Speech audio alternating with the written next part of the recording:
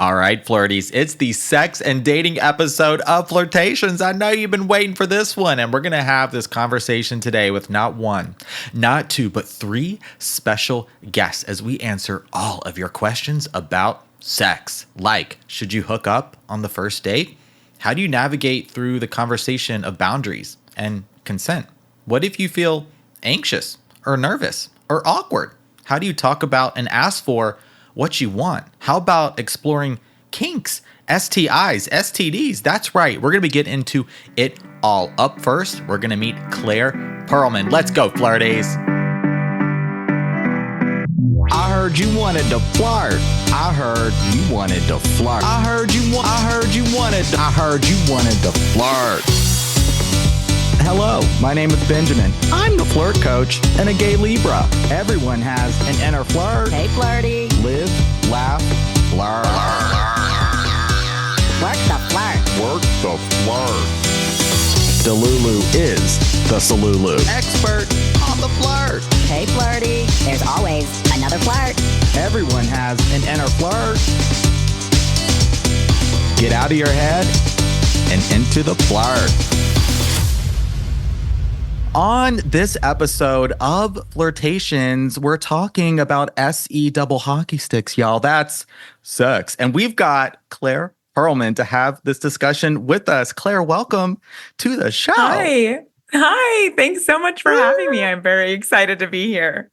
I'm excited too, and a little bit nervous. My heart is pitter-patter because we're talking about sex, which is a topic that I have some questions. Some of these questions may be my own. Okay, great. Yeah. You're welcome to ask whatever you want. Cool. And we are going to, yes, Flirtstagram, Flirt Talk came through, and we have also done a live together, which I'm going to link in the show notes. So for even more information, context, questions and answers, that will be linked. And this is also, so we had a run-in meet cute moment recently. Yes, we did. Yes, it was like a rom-com at Pride. Yeah, I was in visiting San Francisco, my first ever time in the city, and that's where you're based. Yes. And it sure was. We were like, yeah, we did the number thing. We actually texting, we're meeting up at Dolores Park. And then there you go. I see you like running towards me. It was like slow motion. Here's Claire. I love that so much. Yeah. We had to meet. You were in my city. We had to see each other and take pictures, obviously. Yeah. Oh, we did. And they were good pictures. So cute. My friend was like, he was totally like having the photog moment. Like, no, move over here. Your light's over here. Do this background. It was perfect. Came through. All we could have asked for. Honestly, so true. All right, so I've gotten to know you a little bit offline, as they say, but for the flirties that this is a new introduction, please tell them a little bit more about yourself and how you got into this work. Awesome. Okay. Well, hello, everyone. My name is Claire Perelman. I'm a licensed clinical social worker and sex therapist. I'm based in the Bay Area. I am Jewish and queer, and I have my social media platform, Sex Clarified, on all platforms. And I do that because I think that everyone deserves accessible, comprehensive sex education. And so many people have so many questions about sex, relationships, intimacy, how all of it works. I cover a lot of different things that are maybe a little bit taboo, like kink and polyamory and non-monogamy and all of these different things. And I just love it. I love being here. I love working with clients, and I love talking about sex. Yeah. And we love what you do because, like you said, there's so many questions in the way you approach things, I feel, from this really kind of expansive place to allow us to get curious and figure out that, like, it's right. Sex is not this black and white thing where it's only one thing. It happens in only one way. And so as we're going to get into all your questions about boundaries, consent, we're going to be talking about kinks. We're going to be talking about pleasure. Like, it's coming up, but I was like, what is the first question even going to be? I was like, I think the first question needs to be this: what is sex? Oh my God, that's honestly such a good question. Right? We're getting expansive immediately. Yeah. I think, it's so funny.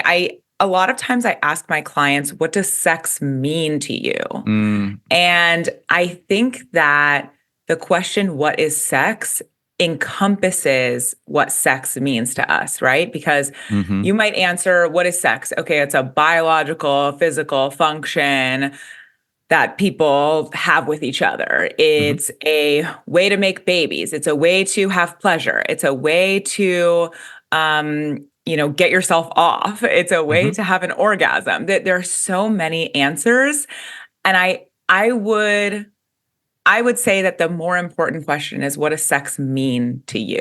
Mm, Because sex can be so many yeah, different things, yeah. but what it means, the way that we're interpreting it, the narrative that we have around it is really what is going to come up for us. Mm-hmm. Yeah.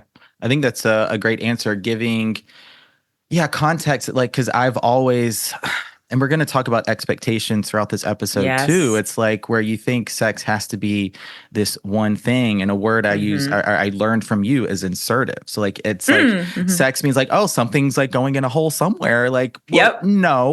no, it could purely be the exploration of physical touch, and Mm-hmm. you're exchanging some of that intimacy, that vulnerability. You're, Mm-hmm. talking some while you're doing it to see where everyone's boundaries and limits are at, what you're comfortable with. And so it gets to be an exploration, I feel like, of physical touch that can then lend itself to pleasure in many forms that may or may not be an orgasm. Like Yeah, so much more I fully expansive than that. agree. Yeah. I fully agree. I love that. Yeah, my mentor taught me the word insertive, so Mm-hmm. that it stops centering the the penis, because the Yeah. penetrative is just like all about the dick. Yeah. Yeah. And Yeah. insertive is like, you're accepting something, you're welcoming something, and it doesn't have Mm, to be just a vulva owner doing that. right. And so I do think it's like a way more expansive word, and I do try and use it as often as possible. And I use it with my clients, and then they start to pick up on it. So, like 6 months into therapy, they're saying insertive sex instead of penetrative. It's great. We're changing Mm-hmm. the world. Yeah, we But are. yeah, we're changing the world.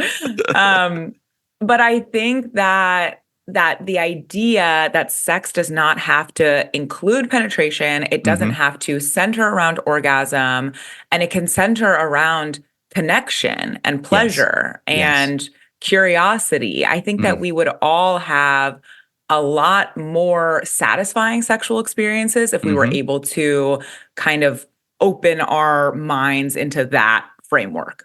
Mm-hmm. Yeah. I absolutely agree. And I think it's a great way to open this conversation, as we can just think more expansively about what sex means. And then we'll get into some of the nitty gritty of it all, as it's like, Hmm. my experience as a gay guy that's dated other gay guys. It's like, well, if you think of sex only in terms of insertion, then it's like it becomes about the roles you play. And Oh I my just God, like, yeah. right. Like, it's like you said, it's so much more about, or certainly can be about, the connection. And that's what I talk about in the flirt all the time, that it's about connection. So here we are exploring connection in a little bit of a different way, in the physical Yeah. dimension. Yes, exactly. Yes, we're going to be really focusing on the physical dimension of the flirt today. Hmm. All right. So I think I'd like to take the conversation now into boundaries, Okay, let's go. consent, and how can we start to navigate those initial conversations about what you like, where you're comfortable with. Maybe you don't know, right? You're getting to know someone for the first time. Yeah. How can you have some of those initial conversations? That's a great question. I love to tell people that when you talk about sex, I want it to be outside of the bedroom, because Mm, there's no need to be doubly naked. mm, Because if you're talking about sex when you are already naked, you are extra vulnerable. It's not a win-win situation. yeah.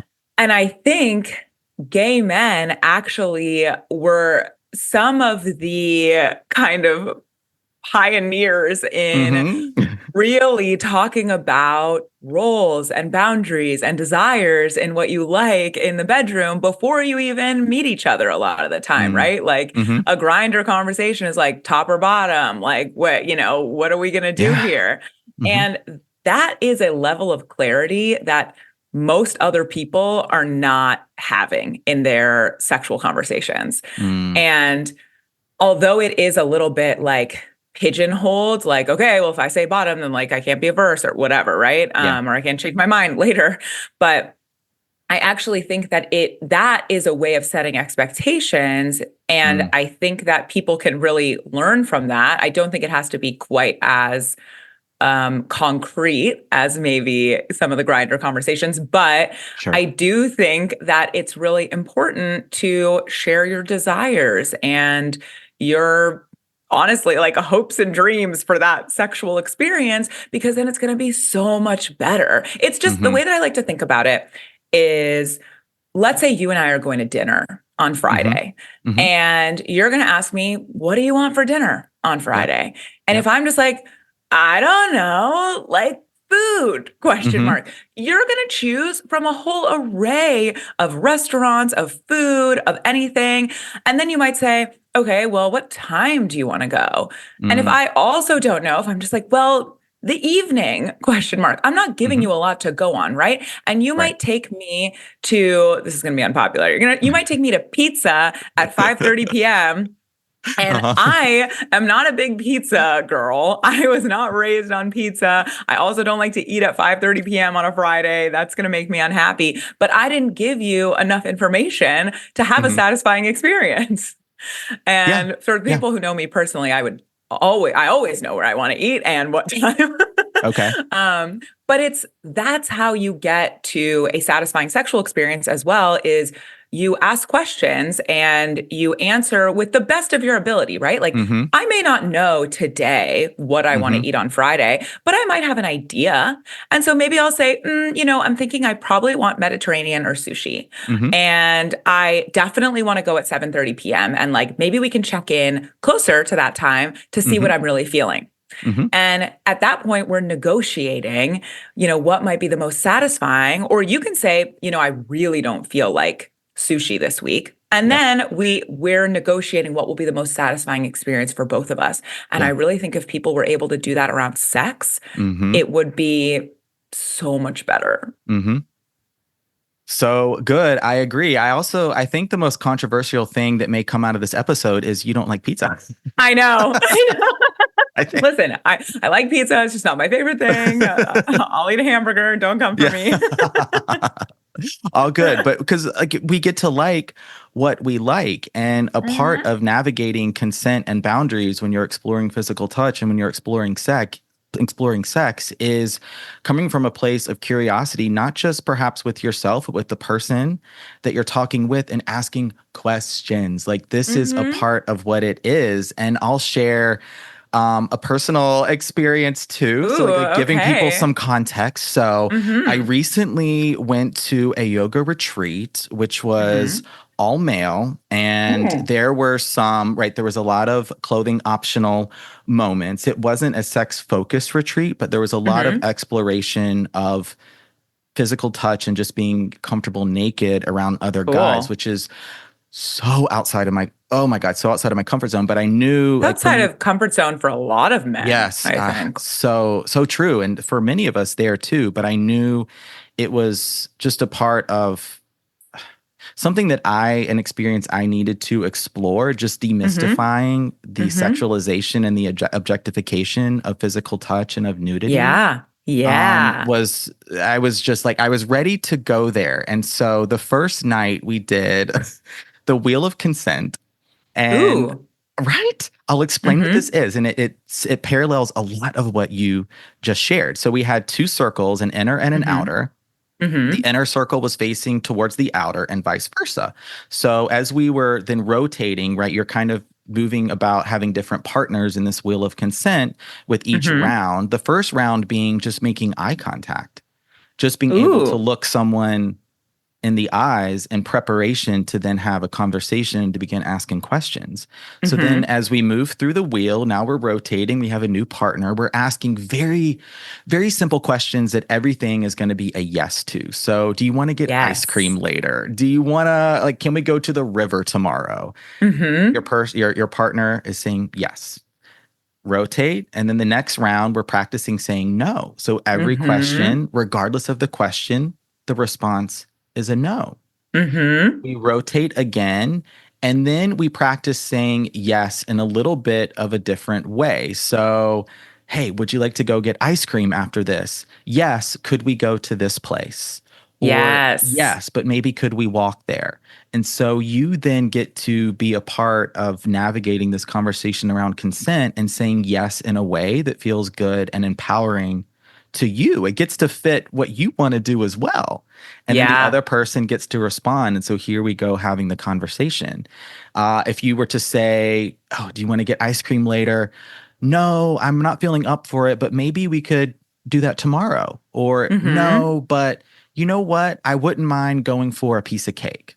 Yes. So saying no, but then perhaps and perhaps no is the response. Like that is a complete answer. Or maybe you start to Yeah. navigate no and offer something else. Yes. And then as we progress, we go towards some of that physical touch. So may I or can I, switching partners now, place my hand on your shoulder? Or can I give you a hug?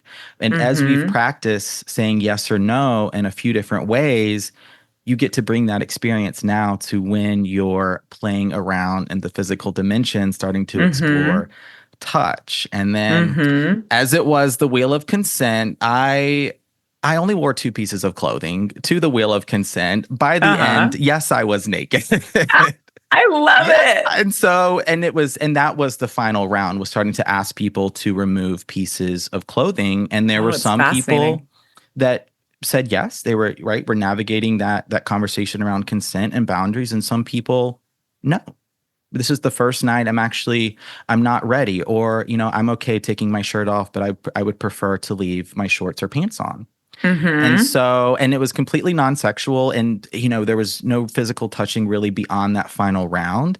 And then here we go, the wheel of consent, and that set us up so beautifully for the rest of the week, as we now felt confident and just had those tools to be able to practice saying yes but saying no all around the topic of consent. So I I love hope, that.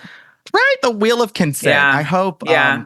I hope these two, it's going to be a great way for people to navigate practicing consent in their own lives. Yeah. I mean, I think what's so beautiful about that exercise is it creates a container of safety Yes. to be able to say yes or no. And it like really celebrates your yes or no. And I think that is where people get stuck a lot of the time, is they feel like, their no isn't going to be celebrated, or it's not going to, be taken seriously, or they don't feel comfortable saying no. And I think when we can trust someone's no, we can absolutely trust their yes. And that's like one of the most important things I think you can do, is really feel confident in your no, because then someone will actually be super excited and understand that you are definitely consenting when you say yes, right? Yeah. But it takes practice. And I think that's what's so great about that exercise. And for people, I know your content focus is mostly on like dating, the early stages, but for my couples, I very much encourage them, when they turn down sex, to say no and no, and I'd love to cuddle. No, and I'd love to still connect and take the dog on a walk. It doesn't also have to be another physical thing. Because really, like, a lot of the time, especially when you're in a long-term couple, asking for sex is asking for a type of connection. And so if you're able to offer a different kind of connection, that can still be satisfying. Not quite as satisfying, because you're not getting exactly what you wanted, right? Because it's a compromise. But still satisfying and connective. Absolutely. Absolutely. And I want to touch on just for a moment. We've talked a lot about consent and kind of around boundaries, but I want to just offer concretely maybe the similarities and differences between consent and boundaries and get your perspective on that.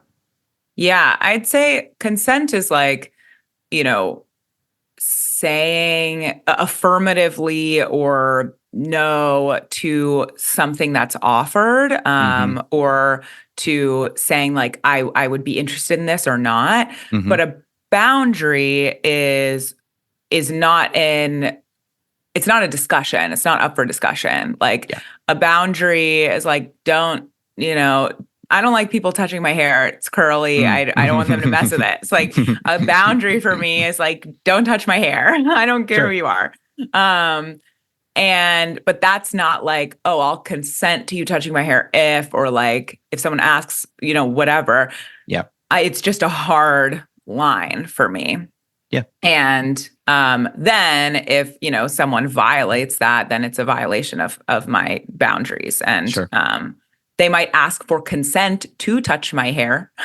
And then I could give them a yes or a no, but my hard boundary is don't touch my hair, which generally also means like, that's not up for discussion. Let's not try and ask for consent for touching my hair because I already said no to you.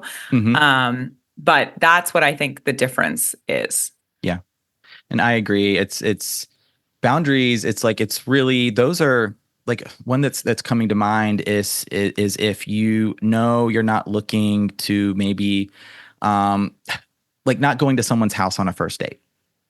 Like that is a boundary for you. Boundaries are very much proactive rather than reactive. So they're set kind of before the thing may happen by you, just for your own comfort, for your own safety and security. Yeah, exactly. And then letting someone know where you're at with certain things. You're not talking specifically about sex, but the boundary is, hey, like our first date, right, in public. Second date, we're going for coffee, whatever. You're doing something in public. So your boundaries are proactive rather than reactive. And for you, letting someone know, hey, this is like this is what I'm good with. They're ultimately there to empower you in your dating life. So, okay, great open.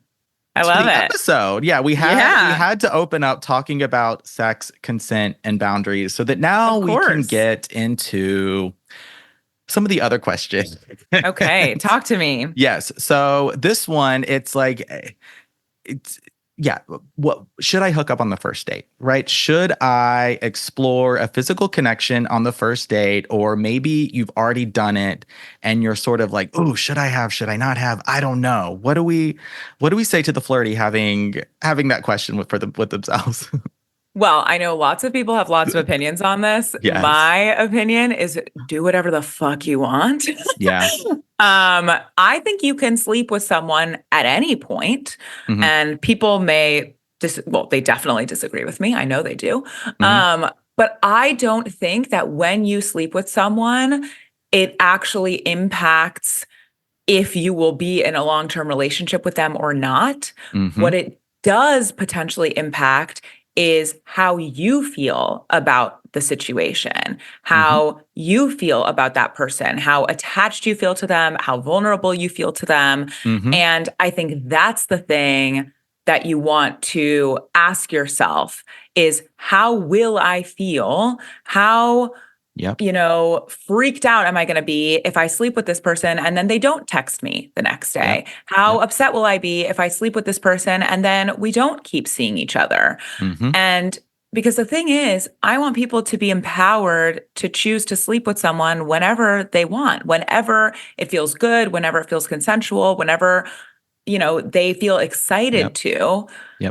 But I don't want them to sleep with someone to try and like keep someone, right? Like having sex with them is not a guarantee that they will have sex with you again or that they will continue to date you, et cetera, et cetera. And I want people to keep in mind, like, if you know that when you have sex with someone, especially early on in dating, it makes you feel that much more anxious when they don't respond to you or they don't want to have sex with you again or whatever, then maybe you want to consider when you have sex with someone. But if you go into it with eyes wide open, fine, have sex with them whenever you want. What do you Yeah, think? I agree. It's a place for you to get really curious about your own dating behaviors, your dating life, and the way you like to connect with others. Because I've seen, yeah, the whole advice running the whole range of Mm-hmm. sleep with someone on the first date. It doesn't have to mean insertive sex. It could mean some an Mm-hmm. exploration of physical touch, affection in another way. And I've Mm-hmm. seen all the way to, right, 3 months or even 6 months or beyond. Right? Don't sleep with someone or get physical with someone until you have exclusivity with them, until you define the relationship, until you know there's long-term potential. And so, what Mm-hmm. I like the advice I like to give is also is always that sex doesn't equal intimacy, right? Just because like you can Mm-hmm. have had an intimate, vulnerable, very close moment, but just because you slept with someone in some capacity on a first date does not mean you necessarily know them. It Yes. doesn't mean Yes. there's going to be long-term potential. And maybe that's what you wanted. That was the right first date for you, and perhaps Mm-hmm. vice versa. So then it becomes about detaching from your expectations of what you Mm-hmm. think should happen, what you want to happen, and can you go into that having a moment of sex or physical affection, whatever that interaction, and be cool with it being perhaps just that. Yes. I Um, think you hit on expectations is the name of the game yeah. in that sense. Yeah, and if you like to your point, yeah, if you know that you are an anxious dater where perhaps Mm-hmm. you move really quickly towards sex because you feel like you have to, you feel that pressure. Mm-hmm. You want to get them to like you. Like you feel like that's Mm-hmm. the expectation that you're setting for yourself, and then it doesn't make you feel good or it doesn't work out and now you're anxious and oh my god, they didn't text me back kind of thing. Like why are they Mm-hmm. what's happening? Well, that's an opportunity for you to get really curious about your dating life and try something different. Yeah. It doesn't mean you're Yeah. committed to this difference forever. It just means maybe it's time to try something different. And I'll share from my experience, I'm a demisexual. And so I really need to develop that emotional connection for Mm-hmm. me to really have that physical attraction. It doesn't mean I Mm-hmm. couldn't move towards sex on a first date or have those interactions early on. It just means for them to really be enjoyable and for me to actually feel the intensity and pleasure behind it and Mm-hmm. have it like not be just about an orgasm. I need Mm-hmm. to know this person. I'm talking Mm-hmm. like at least a few 3 or so dates before I'm really looking to do that with someone. So Mm-hmm. like that's the way that I date. I know that for myself. That's a boundary I have, Mm-hmm. and that's empowering for me. And so yeah, that's the way I date. I love that. I Mhm. I hope that people hear that and they are empowered to date however they want because Yeah. that's the important thing is what makes you in your own life feel good because you get to run your life, not Yeah. anyone else. Yeah. And you get to, if you're feeling like the first date is going there and you're really flirting in that way, there's a lot of physical compliments. You're sort of licking each Mhm. other up and down, like the licking the lips. Maybe you started kissing, Mhm. and you can, like you talked about earlier in the episode, start to have some of those conversations around Mhm. consent, or at least what you like Yes. before the clothes come off. Like you can Yes. really flirt in that physical dimension and have consent be a very sexy and arousing conversation. It does not have Oh to be yeah. this clinical of like I like, like bro, I like this, I don't like this. No, like you get to play in that space, and it could be foreplay. Like Oh, 100%. I wanted to touch on here a little bit more about expectations, but Mhm. also rejection. Mm. Because that is something that can happen where you have an expectation and now you maybe the other person is like, nope, actually not feeling that. And you get the Mhm. no. Or Mhm. you're even in the moment, you're moving towards something physical, clothes are starting to perhaps come off. And then it's like, here comes that navigation of boundaries. You get to change your Mhm. mind Mhm. and now assert a no. And so I want to talk a little bit more about expectations, but also the rejection that can come into play in these experiences too.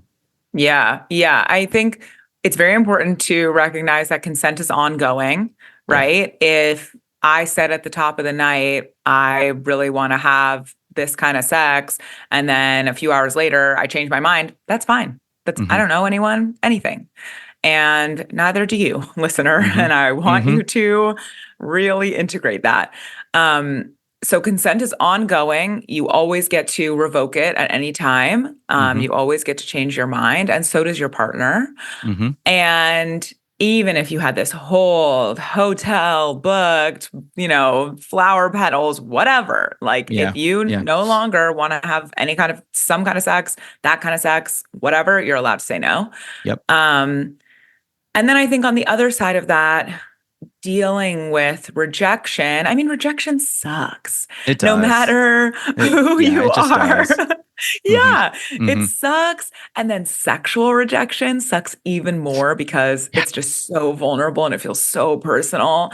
Yeah. But I I think what we can do in those moments is acknowledge how shitty it feels Mhm. and, be there with our feelings Mhm. and acknowledge that the feeling will pass at some point, maybe Yeah. not in this moment, maybe not Yep. by tomorrow, but it will pass. Mhm. And that whoever rejected you or said no or asserted their boundary or whatever Mhm. is doing you a favor because you are not going to have a satisfying sexual experience with someone who doesn't want to do it. Yeah. Yeah.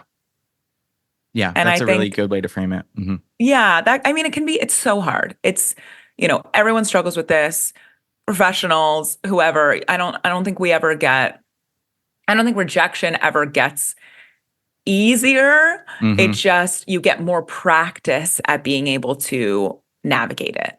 Yeah. Yeah. Yeah. Expectations. And then in the rejection piece, it could happen where, yeah, you get turned down in a way, but also you get to say no as well. Like you could be the one Mhm. doing the rejecting, and that can have its own challenges as well, especially if you're in a Mhm. vulnerable state, you're like shirts are off or whatever.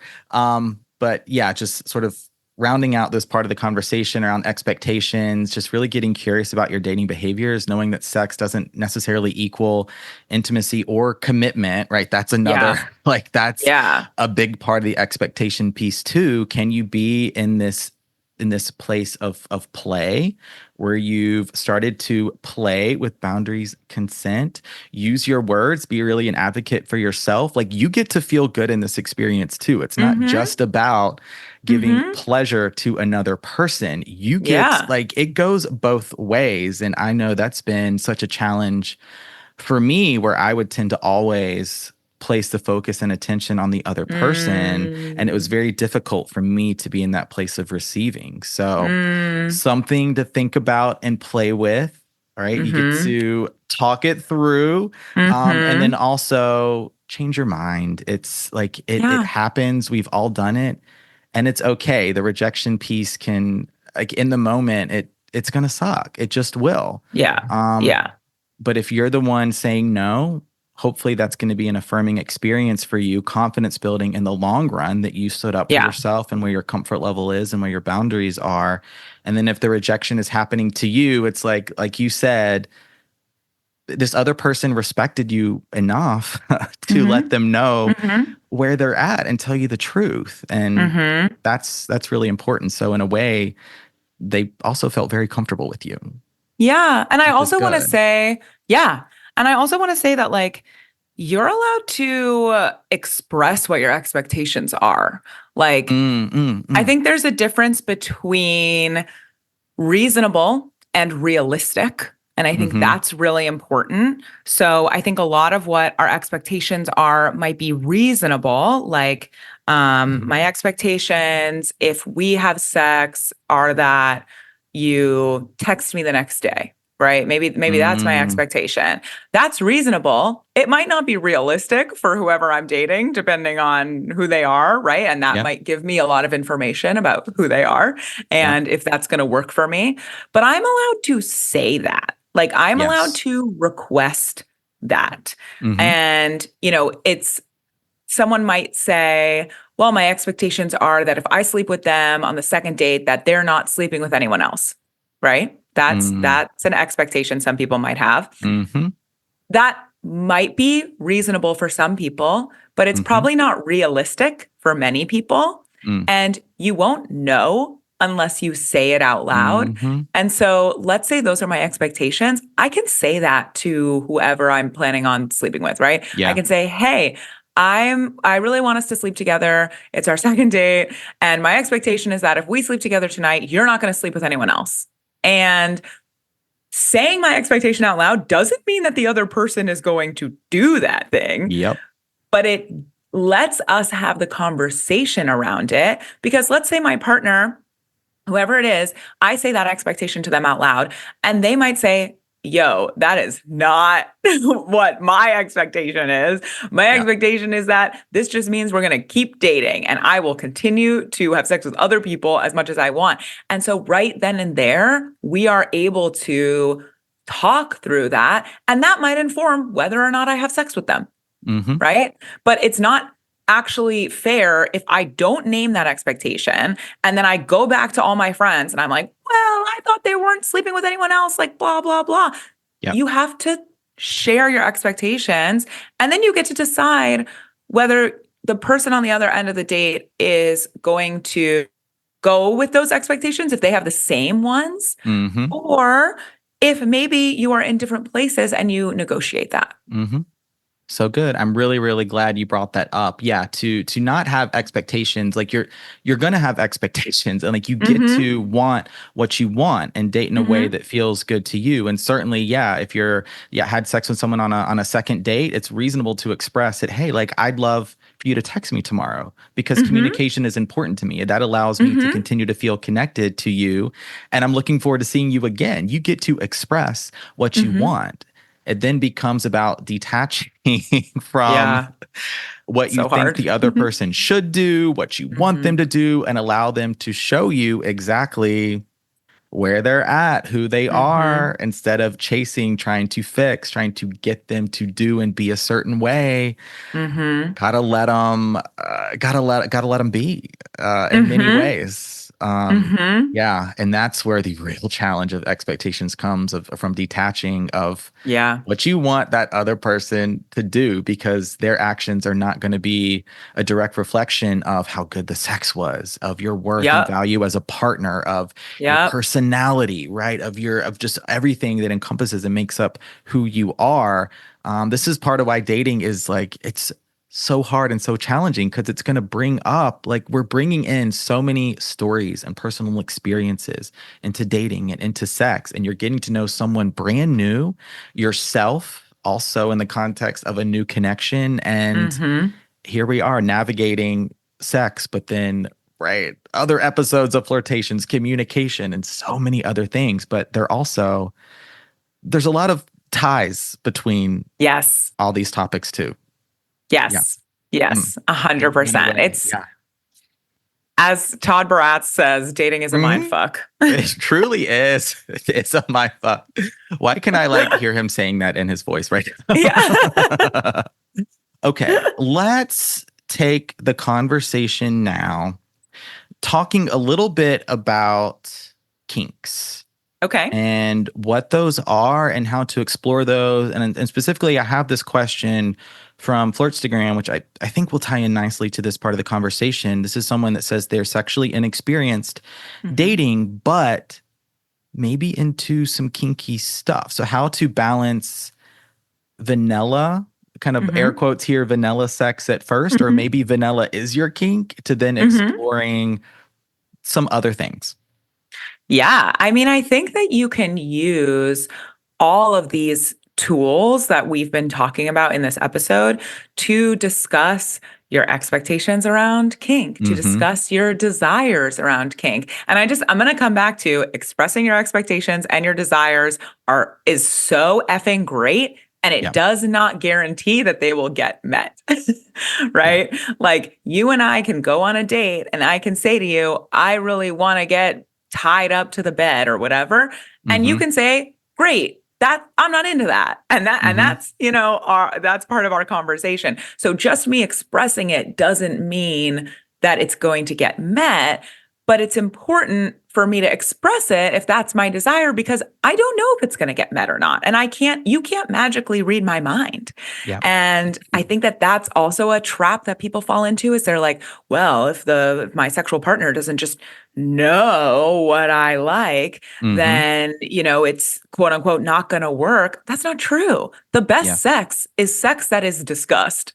And it's the kind of sex that you understand about your partner outside of the bedroom. And that's how people have really satisfying sex. And look, sometimes you do stumble onto a partner who likes the exact same stuff as you do, and you don't have a lot of conversations before, and the sex is super satisfying. That's great. However, that I don't think should be the ultimate expectation. And it doesn't actually mean anything about the long-term compatibility of you and that partner. Right. Wouldn't it be great to be with someone that you are actually compatible with, and then you just have to tell them what you like in bed, and then you get it? That sounds so straightforward and simple. It doesn't have to be a discussion of like, do you like this? Have you done it? It can be, this is what I like.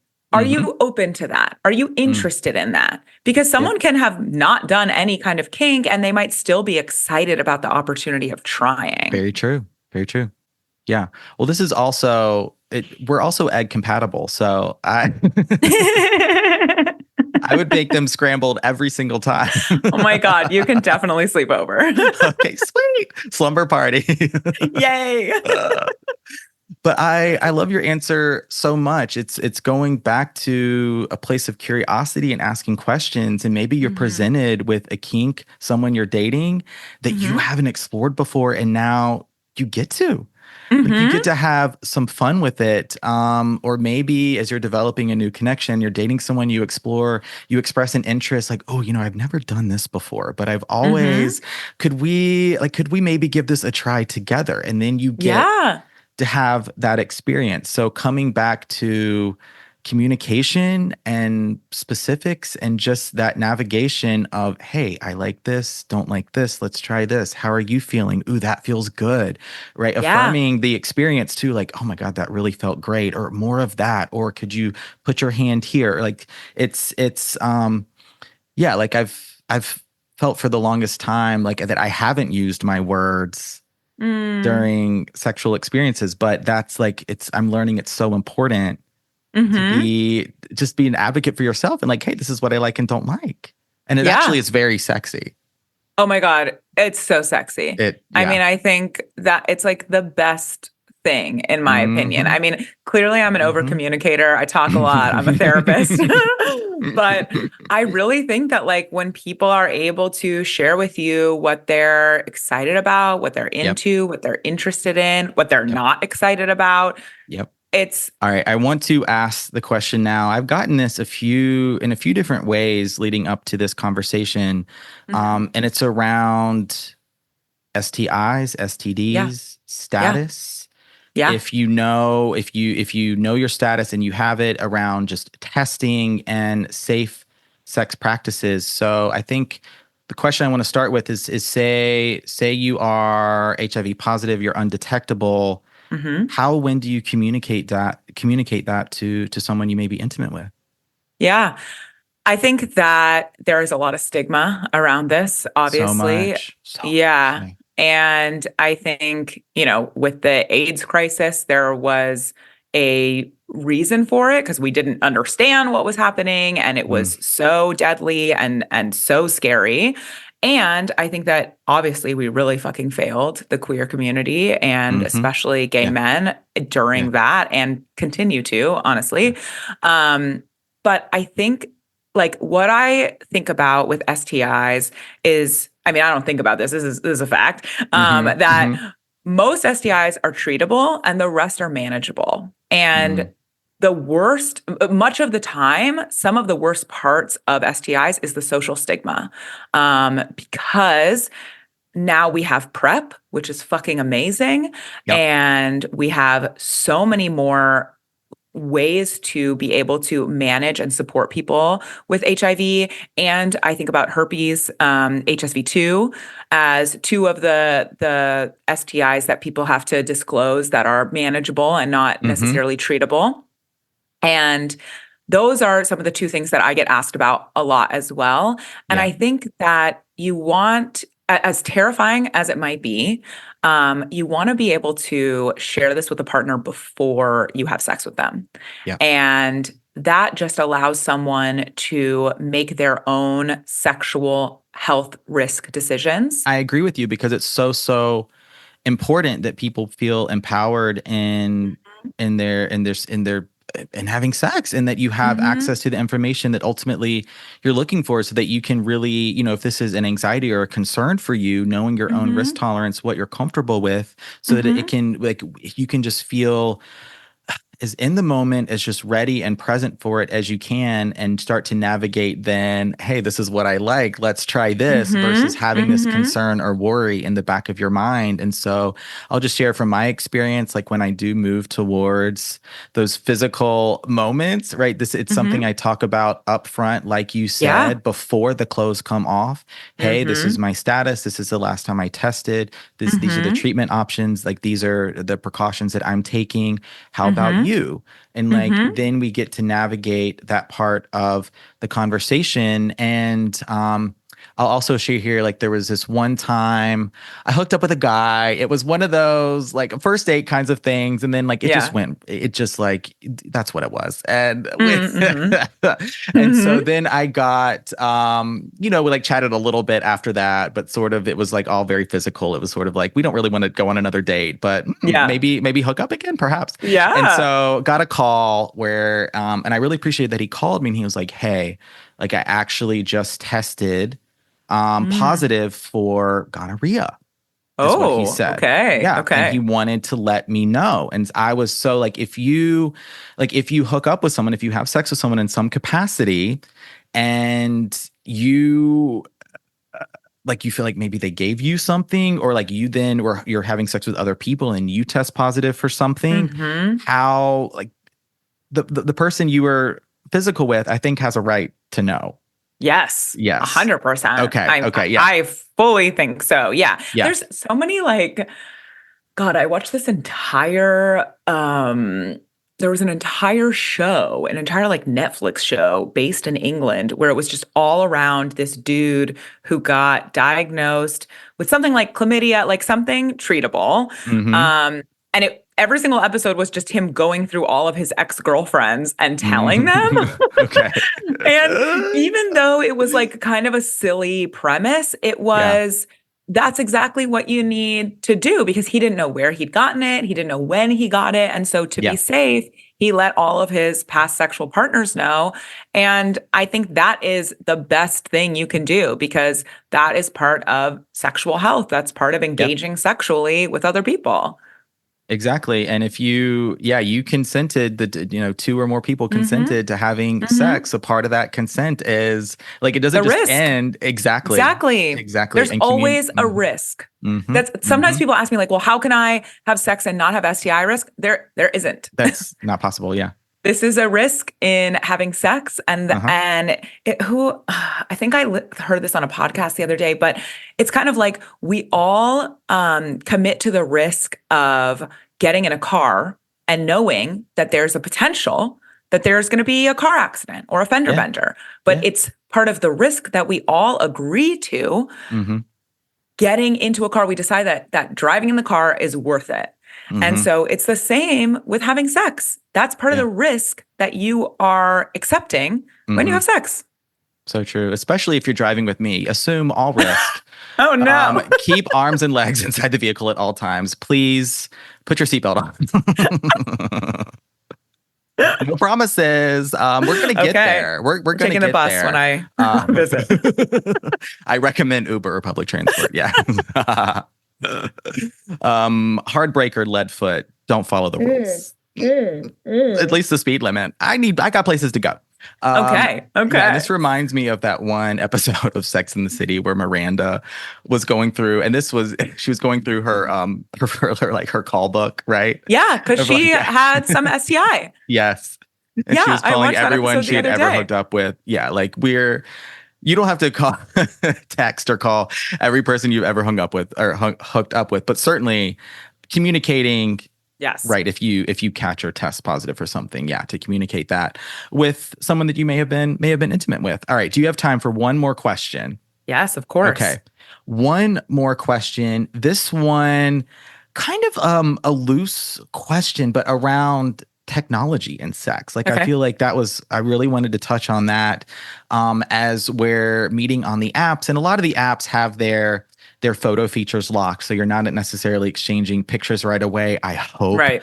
But Right. certainly when it moves to text or you're connecting on social media, Instagram, Snapchat, like any of these places with DM and share photo sharing features, Yeah. like we could in many ways like have sex with someone before we Mm-hmm. even meet them. Yeah. You're doing it virtually. And 100%. so I wanted to get your take on that is like, do boundaries and consent work the same? Like, what if I really went there and exchanged nudes before even a first date? And now I'm feeling like, ugh, I don't know. Should I have done that? So I want to like play in this space of technology and sex for a moment. Yeah. I mean, I think this can be so hard to navigate, Oh my gosh. Yeah. especially when the apps are so image focused, right? Yeah. Like Yeah. we're like, oh, we want to look super hot and I want to be on Instagram looking hot. And then we're Mm-hmm. exchanging photos and whatever. Um, I think it works the exact same way. Like if you're having virtual sex, if you're exchanging nudes, I just want you to think about like what your expectations are around that. Yeah. Um, and like what does that mean to you? And it's again, consent is ongoing. And so if you have, virtual sex or you sexted all night with someone, in no way, shape, or form does that mean you have to fuck them when you see them. Yes. Even if you've had sex with them before, like in physical real life, you do not have to fuck them again the next Mm-hmm. time you see them, Mm-hmm. right? Like consent is ongoing Mm-hmm. and you want it to be enthusiastic. And yeah, I think you get to decide, what feels comfortable, what feels safe in exchanging things online, Mm-hmm. Yeah. especially with a stranger that you've never met. Yeah. And you just have to remember that, like, they don't owe you anything. And so I would just think about that when you are sending nudes or like I don't like to send anything via text like to someone I've Mm-hmm. never met that I wouldn't Mm-hmm. post on my Instagram grid. Mm-hmm. And listen, I will sometimes post some like bikini pics on my Instagram grid. Mm-hmm. So like that's, you want to take that into account, but like many people don't want that, right? And so then they won't, I would not send that. You get to think of your own, like the STI conversation, risk tolerance, Yeah. and then go from there. But I don't think there's any shame in having some kind of sexting before, if that's what you're excited about, if it feels good. Yeah. And sometimes it can give you a little bit of a taste of what they might be like in bed. Yeah. Very true.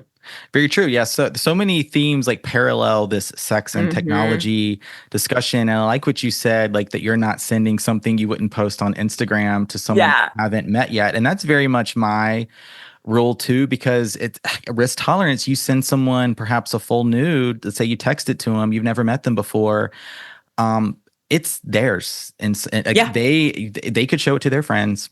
Yeah. They could do whatever they want with it. It has now been released. Like, Mm-hmm. if have they saved it Mm-hmm. to their phone? Like, these are some of the things I'm thinking about. So, Mm-hmm. and I mean, I love a good sext. So Oh, I yeah. may play more in the sexting space versus sending pictures until you're getting Mm-hmm. to know someone. You've been physical, perhaps in person, and then it just becomes a layer to your sex life. Like Oh, yeah. whether It's you're dating, flirting.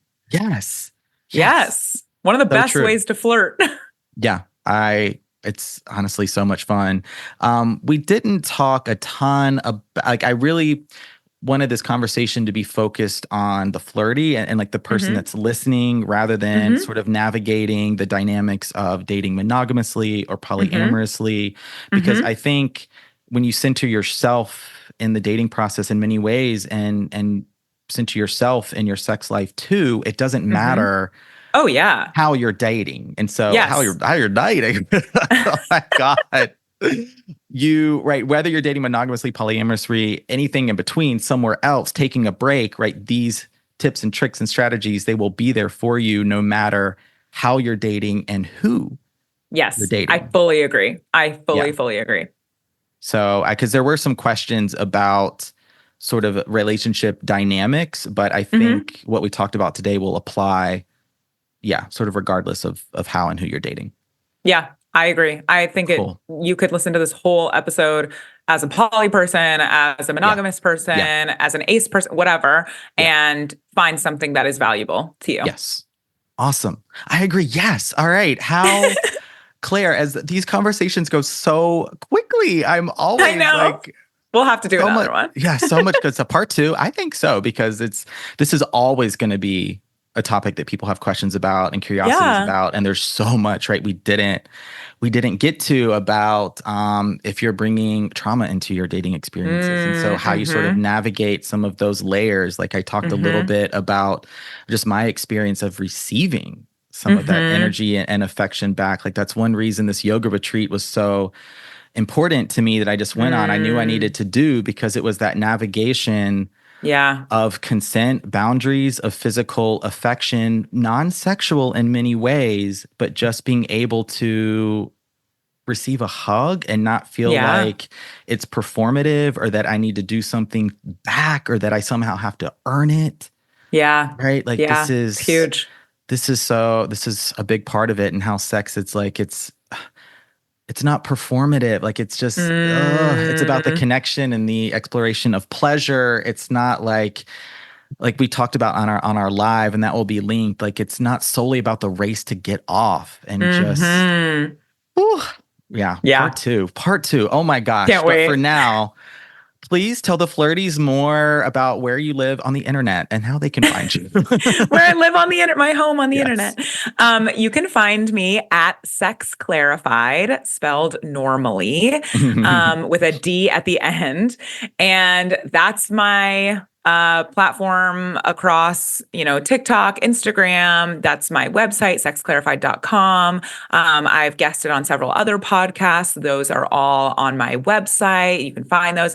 And if I sound like the kind of therapist that you want to work with, and you are based in California, because I'm only licensed in California, please don't hesitate to reach out to me. You can fill out a form on my website and I will get back to you. Fantastic. All will be linked in the show notes. Please check out Claire, follow what you post about. So fantastic. And thank you for being a part of Flirtations. Thank you so much for having me. This was so fun.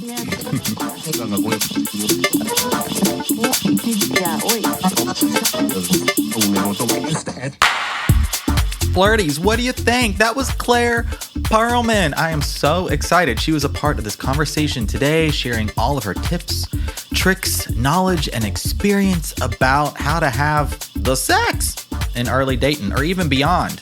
Yeah, if you're having sex, of course. I hope this information was very helpful. I know it was for me, but this episode ain't done just yet. No way. Up next, we're going to meet Emma and Cass, co-hosts of the Honeydew Me podcast, as we talk a little bit more about how to ask for, identify what it is you want, all right, out there when you're getting physical, and then clothes are coming off. Well, not our clothes. Not ours. You can't even see us. But for you, yeah, clothes may be coming off. If you're there, okay, let's play.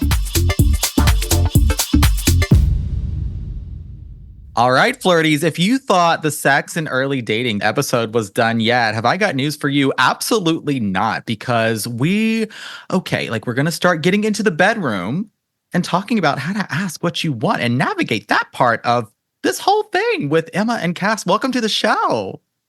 Thank you so much. We're so happy to be here. Yes. This is a very good deja vu, as I was on your podcast. Kind of honestly, I was looking back through it almost a year ago. This was last fall. Are you kidding? It's been a year. Yeah. Time flies when you're having fun. I know, right? So wild. And this was so cool. So one of the videos you made for the promo for that episode was used, and I was featured in an NBC article on Gen Z and flirting, and they used your video that you made. I was stunned. I was so excited. I sent it to my whole family after that. That was me too. I did the same thing. I was like, I had no idea they were going to do that. You do these things and then you get the article and you're like, oh, we talked for an hour. Oh, and that's okay. Like they put it together, they piece it together, and then, right? The video was in there. So cool. I was like fangirling at us. I was like, oh my God, there we are. Well, and a lot of our content's a little more explicit, so it doesn't always get shared in that way. So it was really nice to have something be shared so publicly. Yes. Okay. Sex and dating. The conversation continues. First up, please share a little bit more about yourselves. Yeah, your podcast. Yeah, so we're the hosts of Honeydew Me podcast. We focus on sex, relationships, confidence, just figuring out who your authentic self is and trying to live as that self in the most shameless way possible. She's the best at summing up who we are, so I let her take it every single time. I could take some notes, as my elevator speech is more like, how many floors do we have? Like at least 30 to 50, right? That's how I tend to be. And she has like the most concise 2 sentences. They're just beautiful. So that's who we are. And I love being here. Yeah. And our flirting episode is, of course, up, as are so many other incredible episodes, which is why I'm so glad we're having this conversation together. All right. First things first. The first question is, all right, so we're perhaps not in the bedroom just yet, as we were chatting with Claire Perelman about navigating just boundaries and consent and starting to play in that space of dating, answering some of your questions about hooking up on the first date, perhaps. Okay, you've decided you're going to. How do you know what you want or what you're looking for? How you want to start to invite that experience into your dating life? I mean, that's the biggest hurdle. And I feel like what gets in the way of us really having a fun and pleasurable experience in the bedroom with our partners, with anyone we're hooking up with, is that you kind of hit that wall of like, oh, are we allowed to cuss? Oh my gosh, explicit all the way. Yes. Okay. Or it's like, oh, fuck, now I'm here, but I don't know what I want from you or what I want this experience to even look like. Like, what am I in the mood for? What do I want this to be? And so I feel like figuring out first and foremost, just who you are sexually as a person and what you want, what you like, is kind of like the first step to letting yourself feel confident in the bedroom, right? When you say, Cass? Absolutely. So some of the ways that we recommend figuring out what you want, figuring out what feels good, is improving your sex education. So you can do that by listening to Honeydew Me. You can research on Google. Just make sure you're, accessing medically accurate, sex positive content. Yeah. But I think that's a really good place to start, because a lot of us didn't get really good sex education growing up, and now's the opportunity to get it. Because if you don't know what you want, you're not going to have like a really good time in the bedroom. But another fun way to figure out what you want is listening to like audio erotica, or even watching, ethical porn, like on Bellesa. Like sexier ways to figure out what you want. Yeah. Well, also what you can do, and this is typically done with a partner, but I feel like this is also a good tip to do by yourself, is printing out one of these like want, will, won't lists that you can find online. And it's kind of like what you want to do, what you will do, or what you won't do sexually or in the bedroom or with a partner. And if you're still like single, and not yet with like a committed partner, you can do it by yourself and be like, what do I want to, what from this list did I not even like think of that I want to do in the bedroom? And that sounds kind of fun, or that maybe I will do, or I absolutely won't do. So that once you're in these positions and feeling a little bit vulnerable, you're like, you kind of have like a deck of things that you could run through that like, I remember that this kind of sounded good. Maybe I'm in the mood to like try this on today. Yeah. Oh, that's good. That's something I haven't done. I would do single as well in my own dating life. And I'm curious now, does your won't list, I imagine it can shift and change depending on the person. Yeah. Absolutely. Okay. Yeah, I think that's why it is a really good thing to do with a partner as well, because it's like, a written out list, so you don't have to come up with every sexual activity that's ever been done. Right. And you can get them like a lot of different places from a lot of different sex educators. Then you can see, okay, this is what I'm really interested in. This is what I'm willing to do. Okay. And this is like a hard no for me. And then you can see it from your partner as well. Yeah. And I think it's also an easier way to bring something up. Like, oh, do you remember when we talked about handcuffs on the Mhm. will want list? Mhm. Like that sounded really fun, right? We both put that on our want, or you put that on your will. Mhm. So I think it's a really good way to bring things up that you're a little nervous to bring up. Yeah. Okay. I'm learning so much because this is all right, the next question I have is generally around expectations. And so wanting to like, how can someone like, if you're hooking up with someone new, someone you perhaps never met before, you're kind of like you're on the first date thing, right? And that's where it's going, or you're casually dating, and this is a part of your dating life. As you're out there, you're having sex, you're exploring physical intimacy. Expectations are going to come into play where maybe you're expecting an encounter to go one way, vice versa. The other person is having those expectations as well. Doesn't mean one or both persons, or if you're having multiple people are involved, all those expectations are going to be met. So I want to get your perspective on expectations, and if because I'll get variations of this, like it's like the sex was bad, or something like that, which I feel like is probably reasonable. That's reasonable. It's going to happen sometimes. Absolutely. I mean, expectations, it's like they say that hope is kind of like the death thing of you. It's like if you have hope, it kind of sucks. Expectations, that kind of sucks too. So, yeah.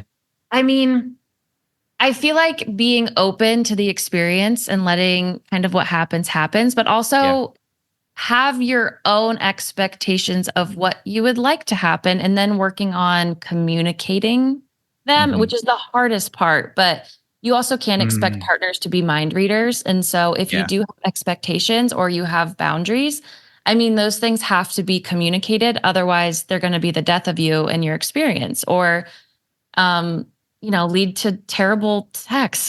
You have to kind of be able to learn how to express yourself, I think. Yeah. Which is I think we also have a really narrow definition of what good sex is, because we aren't given really good sex education. We think it needs to happen in this really particular way, but sex is really messy, and it's okay to mess up and say the wrong thing and look a little stupid and like have a weird sound happen. Like all of those things are so normal for sex. And something else that we like to say is like, you're not special. Like any experience that you're having that might feel embarrassing, anything that you're interested in that might feel a little shameful, there are a lot of other people who are having the exact same experience or who are very interested in the exact same thing. So you're not special. You don't have to feel alone in that. So I think letting that be your expectation is a good way to go about it. That reminded me of another thing with expectations is also through this podcast, I've shifted my idea of like finishing sex. So before this, I was like, oh, a successful time with a partner means that we both have orgasmed. We both had the most like mind blowing time of our fucking lives. But through this podcast and through talking to multiple sex educators and people just within that space, it's like, why does that have to be the expectation of your encounter? Can't a really good time mean that you like made out, did a little bit of hand stuff, and maybe you didn't orgasm, but like you felt safe and you felt comfortable and you had a really good time? So I feel like changing your expectation or your definition of like what sex means and how you can finish, quote unquote. I think that can also help. Yeah. So maybe an expectation could be, I want to experience pleasure. I expect that I'll experience pleasure, but not that I'm going to orgasm in this particular way and we're going to do this position and they're going to react this way to me, but I'm going to experience pleasure. I'm going to have fun. Like, what is the vibe that you want to get out of it? Like, how do you want to feel when you are having sex? That's what we should be focusing on. Yeah. This is something I'm starting to explore in my own dating life right now too, really communicating up front, kind of unknowingly what I'm up for, what type of vibe I want to create, like what my wants and the won'ts are. And it's like, I feel like, those expectations with gay guys, it's like so often the expectation is like, who's the top, who's the bottom? Like that's right. But like if I'm meeting you for the first time, like this is the first time we're being physical together. Like that's just not what I'm up for. And I've always felt like so much pressure that like it has to be that to be like quote unquote good sex, right?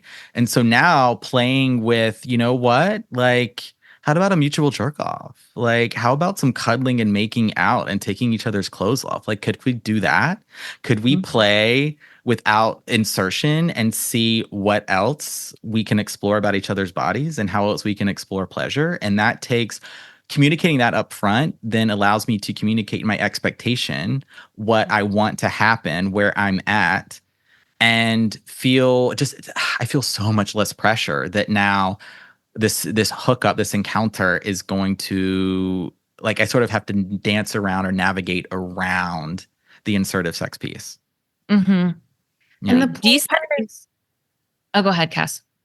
Decentering penetration is such a good way to figure out what you actually like, because we are taught that penetration is like the king when it comes to sex. And it's like, that's not the case. Like it's one thing, but it is not the thing. Yeah. Yeah. And play is so important. Like we've heard so many experts talk about like have fun in the bedroom. If you are putting so much pressure on yourself and you are going with this like script that you think is supposed to happen, and you walk in with all of these like expectations or judgments on yourself, or, you know, nervousness that your partner is expecting something from you, you're not playing anymore. You're not having fun. And sex is literally supposed to be about having fun. Yeah. And so enjoying the play part with a partner and even on your own, like I cannot tell you the things that Cass and I have tried to play around on just as a podcast, but it just like some things go great, some things I hate, but it adds to that want, will, won't of like, I fucking love that. Or I'm so glad I did that alone because I hated it. And now, it was horrible. It was horrible. And now I'm crying. The play part is so important into these experiences, and just, it kind of knocks those expectations out of the way or helps reframe them, I think. Yeah.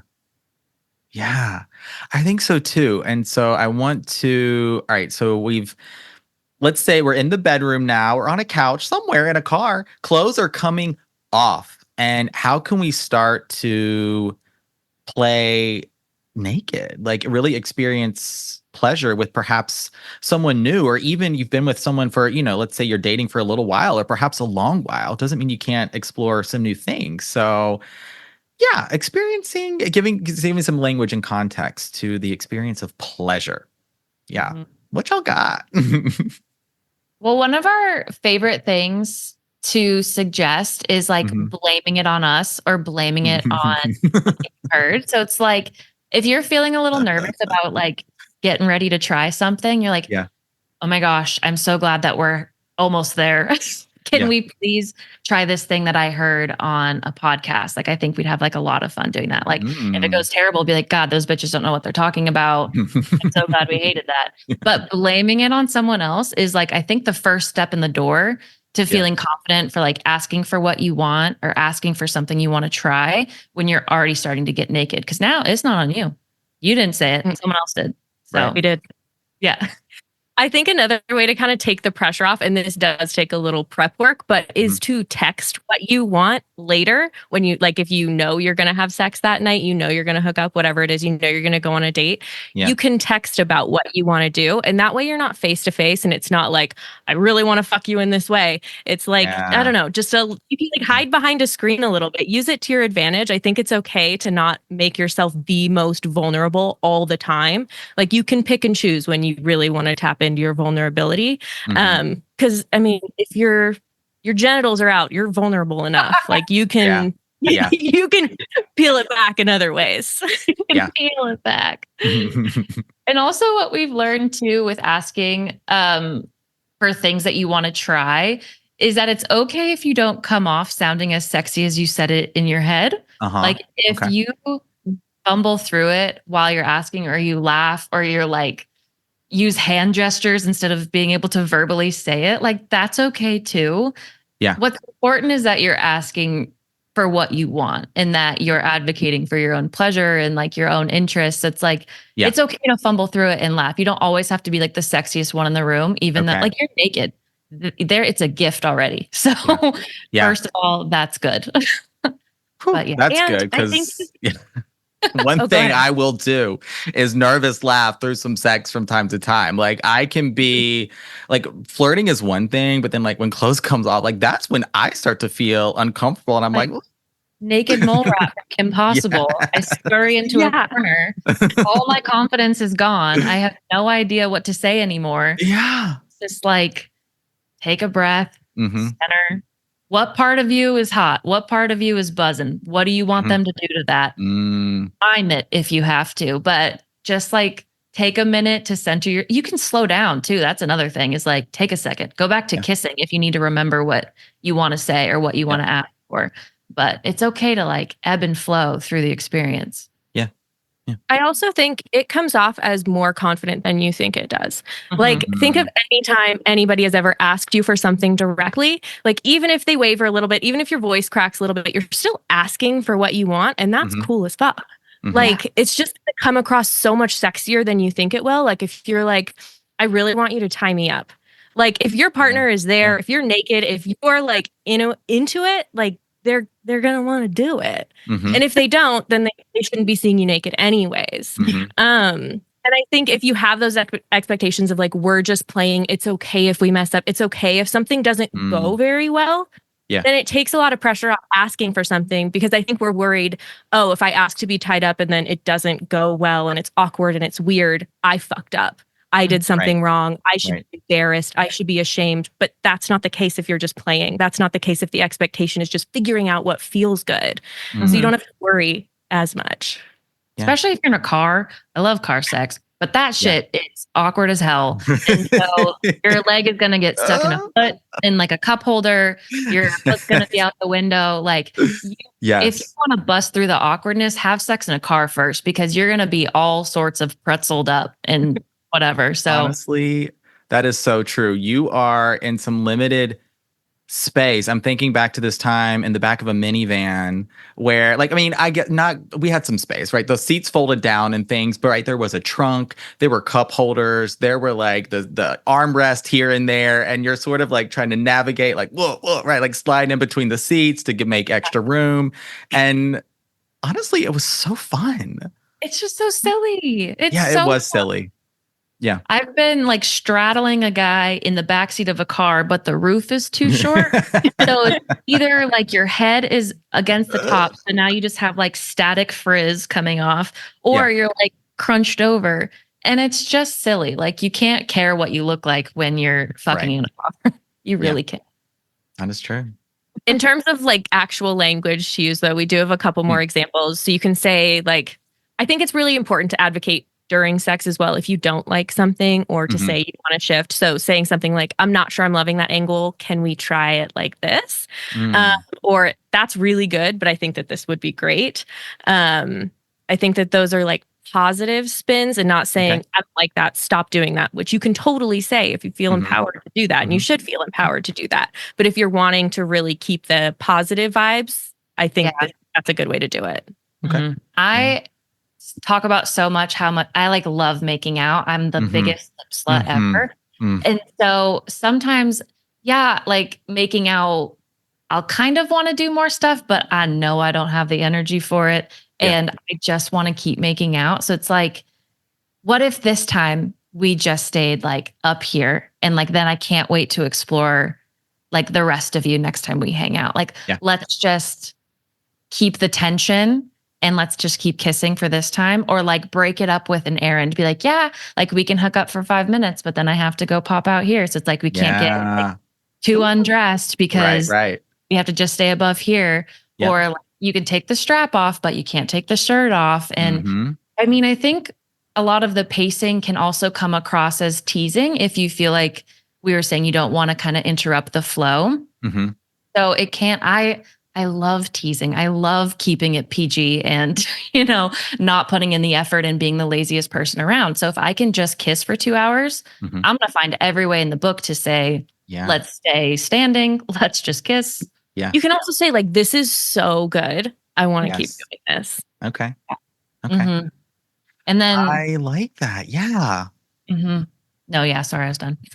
Oh, that's so, because I'm just now I'm just thinking about kissing and making out. It's like Love kissing. so What? it's so much fun. Although I have to say this mustache very much gets in the way of that.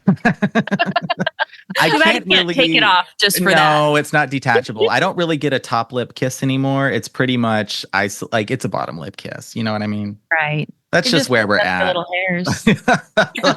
Let me just clip this right off. Wouldn't that, what if it was a clip on? That would be, I would have fooled everybody for this whole time. Absolutely. You get the costume design if that's the case. Okay, I'm curious now, some more terminology or some more language you can use around actual body parts and adjectives. So if like being descriptive when you're hooking up, when you're having sex, like calling things by their actual names, by, like slang versus their actual anatomical terms, like like what do you all think about that? I think when we started the podcast, we would get so red when somebody would say pussy. Like, because they would say it so confident. God, I'm blushing. Yeah. Like, I think we still blush. Yeah. I don't know. I think you need to use the terms that feel right for you. And you can practice saying them in a mirror. And you can kind of figure out what terminology you like by listening to audio erotica, watching porn that feels like, in line with what you want to be doing. Mm-hmm. Then you can kind of see like, oh, I do like it when they say pussy, but I don't like it when they say cock. Or I do like it when, they say daddy, but I don't like it when they say, I don't know. Papa. Yeah, Papa. I think that's a good way to kind of decipher. And then I would say from personal experience, you just got to try it out. And it's probably going to feel really weird coming out of your mouth. Yeah. But then it just is less weird if you're like, actually, I liked that. And that felt good. I think you'll know in your body if it feels good. You'll know if it's like, ugh, I'm never going to say that again. Because I've definitely said those things a couple of times and I will never say them again, even though I've been in a relationship for almost a decade. Yeah. But yeah, I think it's just figuring it out and then committing to it and being willing to look a little bit like an idiot, but know that the other person doesn't think you look like an idiot. You're just going to feel it that part. Yeah. Yeah. Mm-hmm. 100%. There's definitely been times where I'm like, okay, I'm going to try out this word. All right, I'm going to do it. And then I do it. Can I touch your cock? Yeah. It just comes out as like a fucking whisper because I'm like, oh, lost that confidence. Yeah. But you still did it. But I still you did it though. Yes. And I will say that, like, pussy took a while for me to like get into my vernacular. Cass came around to it a lot more natural than I did. Okay. She would say it real confident. But listening to audio erotica, reading books also that have like a little spice to them. You kind of like, there's a book that we read and it got real nasty and Cass like read it to me and she's like, would you like typically like that word? I'm like, not usually, but I like it there. And so it's kind of fun to play around and to see, but I definitely don't like saying penis in bed and I don't like saying vagina in bed, but I will say clit. Clit makes sense. I wouldn't say like my bud. But if penis and vagina feel sexy to you, you should absolutely use them. Absolutely. But I would say like anatomically, that's not like the hottest thing for me to say in bed. Sure. It reminds me of New Girl still Zoe Deschanel, but 500 Days of Summer when she was like, penis out. And then I just think of that. Anyway. Yeah, I would agree with you. I'm not like a penis guy in the bedroom. It just, I'm going to use slang terms of, some variety. It just like, they're just sexier to me. But you got to use the words and language that you feel, most comfortable with. It's most empowering. And like using those adjectives, like depending on like what part of someone's body you're touching, is it hard? Is it soft? Like these, I think can be like confidence building to the other person too. Like, especially like if you tell a guy like how hard his dick is, like, I mean, no guy is going to be like, oh, that's a turn off ever. Ever. I think it's the same with like, you taste so good or like those kinds of phrases that I won't lie, still make me a little nervous to say. Yes. But I think that those are, especially I think with vaginas, or vulvas, there's a lot of shame around smell and taste and all of that. Yeah. So I think if you are going to be going down on a vagina or vulva, saying like, you smell so good, you taste so good, those can kind of remove that shame layer at least at the time. takes it right out of your brain. You're like, great, I'm good. Yeah. I That can works rest. for the guys too. I'll tell you that much. Tell them they Amazing. smell good, they taste good.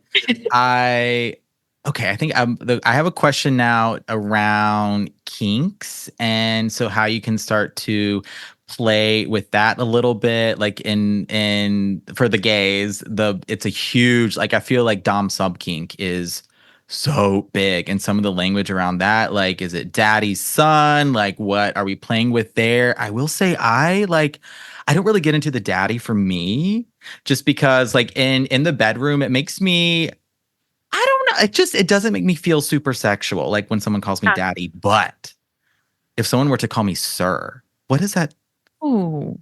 say about me? I don't know, but I like it. I do.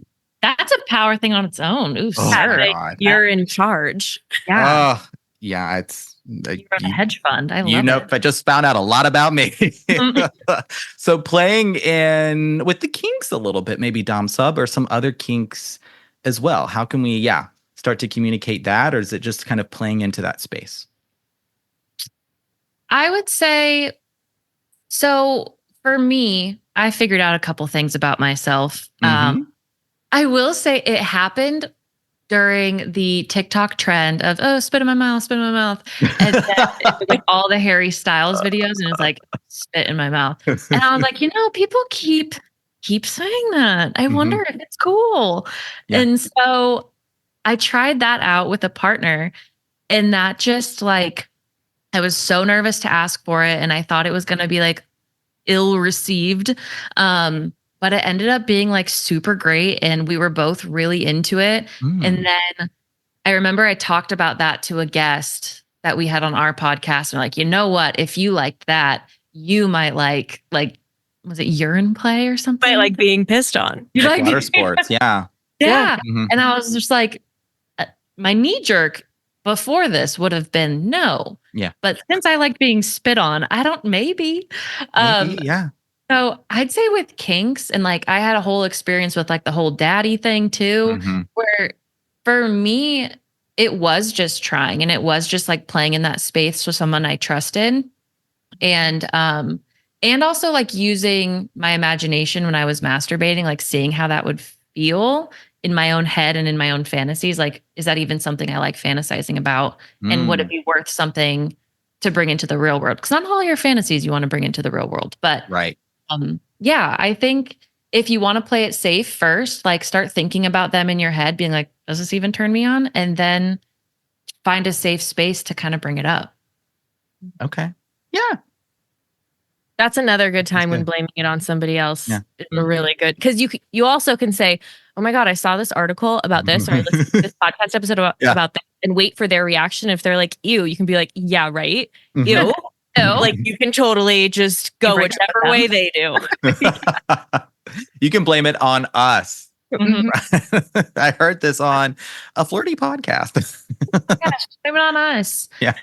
I think kink gets at least in the vanilla community, which I would say me and Cass are a part of for the most part. Me too. It gets a bad rap, and I think it comes off a little bit more aggressive than it can be. I think kink can be a lot of different things, and it can literally just be anything. What is the definition that we got from a guest one time? Do you remember it, Cass? I feel like kink is literally anything that doesn't lead to like having a baby. Kink is like anything that's not for procreation is kind of kink. So if you're going kink, like just try out things a little bit at a time, because it's really not as big of a thing as you might think it is. And even restraint, like we've talked to multiple guests about, like, if you want to play with restraint, just like have a hand on your wrist. Like you don't have to jump into handcuffs if you want to play around with kink. Use a little bit of like body pressure. Use a little bit of like your own you can even like tense up your muscles at your sides, and that could be playing with restraint. And it's like there's little ways to kind of work yourself into it that don't have to be these huge leaps if you're thinking about playing around in kink. I will say one of my favorite tips we ever got was from a dom. And we were talking about how like Emma and I don't think that we could stay serious in like a scene. You know what I mean? Like we couldn't be these like badass, like, not break whatever. And we were like, I'm going to laugh. And he's like, well, why can't you laugh? And I was like, oh shit. Yeah. So right. Like, why can't you laugh? Why like you can't can you? still 100% be yourself. You don't have to be a character if that's not what you're trying to do. And that took a lot of pressure off as well. Yeah. Especially with Dom sub stuff. I feel like if a guy was going to tell me to do something, I'd be like, fucking bet. But then I'd be like, oh, wait, no, I want this. And so it's like, it's okay to break character while you're trying it out. But I think it's just like, have a little grace, laugh it off, and then keep trying if it's something you want to do. Yeah. And keep trying. This has been so wonderful. Are there any final tips, words of wisdom for the flirties? I think the last thing that a lot of our guests say is if you really want to get into what you like and don't like, talk about it after sex and outside of the bedroom. Okay. Obviously, there are going to be things you want to ask for when you're there, corrections you're going to want to make, all of that. But the best time to make like lasting change is when you're not laying naked next to each other. So you can do like a 2 stars and a wish type of situation. Like, I loved it when you touched me there. I loved it when we did this position. I don't think I want to do this again. Or Emma called it a shit sandwich. So if you want to put that thing in the middle.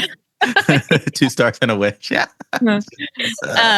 But that's just something that a lot of experts say. Okay. And we're not the experts. So I like that.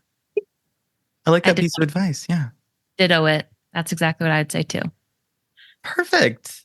Emma Cass, thank you so much for being a part of this show. Now, how can the flirties listen to Honeydew Me, and where do you live on the internet? You can find us anywhere you listen to podcasts, Honeydew Me. You can find us on honeydewmepodcast.com. We're on TikTok and Instagram at Honeydew Me Podcast. You can watch our episodes on YouTube. Anywhere, it's just Honeydew Me Podcast. Yep. I love it. All will be linked in the show notes. Thanks, y'all, so much for being a part of the show today. Thank you. This was awesome. All right, flirties, that's a wrap on the sex and dating episode of Flirtations. Thank you so much for being here, for listening, for spending this time with us. Please share some love with Claire, Emma, and Cass. Check out their content, their pages, their podcast.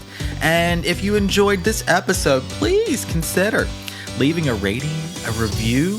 Yeah, I'd love it. Share it with a friend and save it so you can come back to this one again. So much good information and insight packed into this episode. And from me to you, from my heart to yours, right here at Flirt Headquarters, thank you again for listening, for streaming, for just being a part of this really incredible and special movement that is the flirt. Yeah. And if you'd like to connect more with me, come on over to Flirtstagram, Flirt Talk. There's FlirtTube, where you can stream all episodes of Flirtations. Couple things up there, not a ton just yet, but a little bit. Of course, there's Flirt Friday Live on Flirtstagram. There's the Flirt Friday newsletter. We can work together one-on-one, hop on a call. Yeah, I'm here for you for all your flirting and dating needs. With that, until next time, happy flirting.